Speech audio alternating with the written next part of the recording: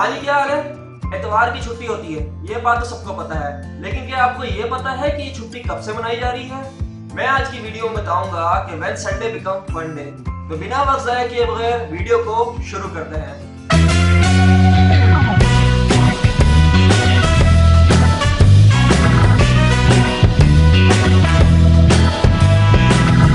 14 अगस्त 1947 में पाकिस्तान आजाद हो चुका था, लेकिन इस आजादी से पहले भी बड़े सगीर हिंद के अंदर एक और आजादी मनाई गई थी और वो आजादी थी छुट्टी की आजादी।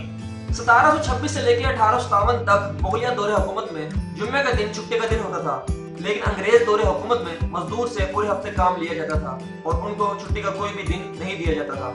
इसके बरअक्स तमाम अंग्रेज संडे की सुबह चर्च जाया करते थे और बाकी का तमाम दिन अपनी फैमिली के साथ गुजारा करते थे।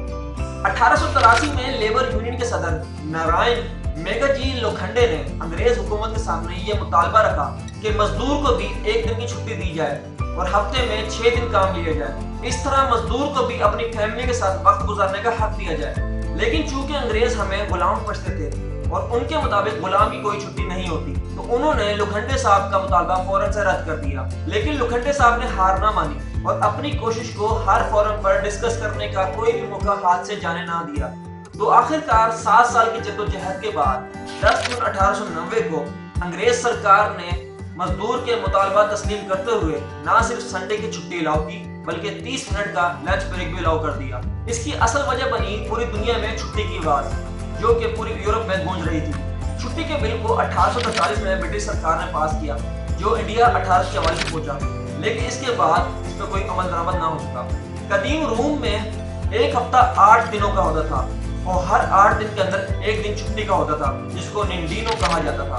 फ्रांसीसी इनकलाब के अंदर एक हफ्ता 10 दिन का होता था, जिसको डिकेड कहा जाता था, और हर डिकेड के अंदर एक डिकेडी होती थी, जिस दिन लोग कोई काम नहीं करते थे।